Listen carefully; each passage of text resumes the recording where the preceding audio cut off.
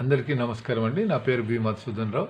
నేను Sri Kavya all departmental exams coaching centre Nizamabad నుంచి మాట్లాడుతున్నానండి. ఇప్పుడే మీకు పిఓ గైడ్ పార్ట్ 1 గురించి కొన్ని టాపిక్స్ ఇవి చూసుకుంటే బాగుంటుందని చెప్పానండి. In connection with examination point of view. In the same manner PO guide part 2 నుంచి కూడా పిఏఎస్సీ ఎగ్జామ్కు 10 క్వశ్చన్స్ అంటే 10 మార్క్స్ ఉంటుందండి. దాంట్లో ముఖ్యంగా ఏంటంటే కొన్ని వాటి మీద పదే మనకు ప్రీవియస్ ఎగ్జామ్ పేపర్స్ని పరిశీలిస్తే చాలా క్వశ్చన్స్ కొన్ని టాపిక్స్ మీద బాగా అడుగుతున్నారండి. అందులో ముఖ్యంగా టర్మినాలజీ అనేది ఒకటి ఉంటుందండి. టర్మినాలజీ అంటే మనం ఆర్ఎంఎస్లో మనము ఫారిన్కి ఉత్తరాలు పంపించేటప్పుడు కొన్ని వాటిని రాస్తే వాటిని ఫారిన్ కంట్రీస్లో they will treat them as మన కంట్రీలో ఉన్నటువంటి లెటర్స్కు దేనికి వర్కౌట్ అవుతుందో చూస్తారండి. అట్లాంటి దాంట్లో ఎయిర్ మెయిల్ ద్వారా పంపించేటటువంటి ఆర్టికల్స్ అన్నిటిని కూడా పారైవాన్ అని స్టిక్కర్ అతికించడం కానీ రాయడం కానీ, సికోగ్రామ్స్ అని రాస్తే మనకు అది బ్లైండ్ లిటరేచర్ ప్యాకెట్ అని, అలాగే ఇంకా కొన్ని టర్మినాలజీస్ ఉన్నాయండి. మెడికమెంట్ అర్జెంట్ అని, ఎనీమో వీవెంట్స్ అని, అంటే లివింగ్ యానిమల్స్ అని, అది మెడికమెంట్ అర్జెంట్ అంటే urgent medicines to be sent to foreign countries to post అని, ఇలాంటివి బాగా వర్కౌట్ అవుతాయండి. అవన్నీ కూడా పిఓ గైడ్ పార్ట్ 2లో చర్చించడం జరిగిందండి. మనము మెటీరియల్ సప్లై చేసిన దాంట్లో కూడా స్పెసిఫిక్గా దాని గురించి చెప్పడం జరిగిందండి. అది ఒకసారి వాటిని కూడా చూసుకుని వెళ్తే మీకు ఉపయోగం ఉంటుందండి. After that universal postal union, Asian Pacific postal union, అలాగే అరబ్ పోస్టల్ యూనియన్, ఇవి 3 కూడా బాగా చూసుకోవాలండి. దీనికి సంబంధించి ఎప్పుడు ప్రారంభించారు, అవి ఎన్ని కంట్రీస్ ఉన్నాయి, తర్వాత వాటి యొక్క ముఖ్య కేంద్రాలు ఏంటి, అలాగే అక్కడ ఎన్ని దేశాల సభ్యత్వం పొంది ఉన్నాయి.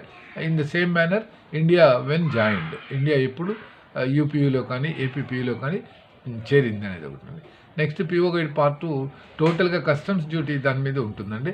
కస్టమ్స్ డ్యూటీ ఎక్కడెక్కడ విధిస్తారు, కస్టమ్స్ డ్యూటీ ఆర్టికల్స్ను పంపకూడని పంపిస్తే ఏం చేస్తారు, తర్వాత కస్టమ్స్ డ్యూటీకి ఒక ఆర్టికల్ అసెస్మెంట్లో ఏమైనా తప్పులు జరిగితే వాటిని మళ్ళీ వాళ్ళకు సబ్మిట్ చేసి రీఅసెస్మెంట్ చేయమని చెప్పడము, తర్వాత కస్టమ్స్ డ్యూటీ పే చేసినందుకు దానికి కావాల్సినటువంటి రిసీట్ కావాలంటే జనరల్గా మనకు ఫారిన్ పోస్ట్ ఆఫీస్లో కానీ హెడ్ పోస్ట్ ఆఫీస్లో కానీ ఇవ్వడం జరుగుతుంది. ఇట్లాంటి అంశాలు ఎక్కువ క్వశ్చన్స్ పదే వచ్చాయండి లాస్ట్ 2019 నుంచి 24 వరకు.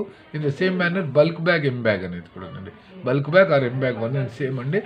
దానికి మనకు బల్క్ బ్యాగ్ గురించిన డీటెయిల్స్ మొత్తం చదువుకోవాలండి. అంటే maximum wait 30 kgs, printed papers పంపిస్తాము, మినిమం ఒక బ్యాగ్ వెయిట్ 5 kgs, తర్వాత దానికి మారినటువంటి టారిఫ్ ఏదైతే రేట్స్ చేంజ్ అయినవి కూడా తెలుసుకోవాలండి. అంటే పోస్టేజ్ ఎంత, ఒక బ్యాగ్ రిజిస్ట్రేషన్ ఎంత అనేది.